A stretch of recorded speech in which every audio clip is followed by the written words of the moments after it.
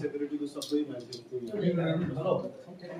धनुषाको सिडिओ साहबले चाहिँ जानकारी दिएअनुसार यसमा चाहिँ यो चाहिँ हामी सबैको साझा तपाईँ चाहिँ साझा विषय हो। यो भनेको यो साझा घर हो सबैको, होइन?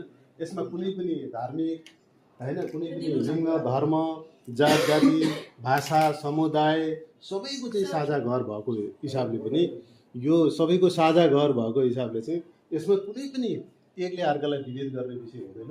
तर त्यहाँ धनुषाको सिडिओ साहबले चाहिँ जानकारी दिएअनुसार त्यहाँ चाहिँ कतिपयलाई चाहिँ यसमा यो दोषी देखिएका जसले सामाजिक सद्भाव विफल्ने हिसाबले दोषी देखिएकोलाई कानुनको दायरामा ल्याइएको छ, कतिजनालाई पक्राउ गरिएको छ, कतिजनालाई पक्राउ बुझी जारी भएको छ, त्यसको खोज तलास भएको छ भनेर जानकारी दिनुभएको छ।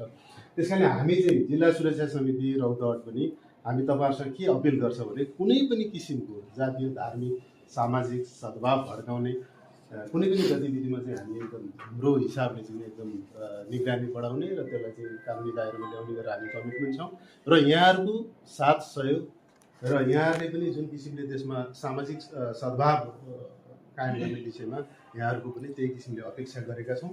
र यो चाहिँ हाम्रो रौतहट जिल्ला वर्षौँदेखि जुन हिसाबले चाहिँ यहाँ सद्भाव कायम थियो त्यसलाई निरन्तरता दिन सुरक्षा समिति, जिल्ला सुरक्षा समिति र सबै पदाधिकारी र यहाँ र अरू सबै जात जाति, धर्म, भाषा, सम्प्रदायको बिचमा चाहिँ हामी हार्दिक अपिल पनि गर्दछौँ त्यो सद्भाव कायमको लागि। र मैले चाहिँ यो जुन तपाईँहरूले दिनुभएको चिज अहिले चाहिँ हाम्रो 2 बजीदेखि गृहमन्त्रीज्यूसँग अनलाइन मिटिङ पनि भएको, यसमा पनि यो राख्छु र यसलाई पनि तत्कालै अहिले नै 10 मिनटभित्र म कन्ट्रोलमा पुरी गरेर पठाउँछु। यहाँहरूले चाहिँ आफ्नो कार्यक्रमहरू त्यही किसिमले सहिष्णुता कायम गर्ने हिसाबले नै सञ्चालन गर्नुहुनेछ भन्ने विश्वास पनि व्यक्त गर्दै यहाँलाई फेरि एकचोटि हार्दिक धन्यवाद दिन चाहन्छु। धन्यवाद।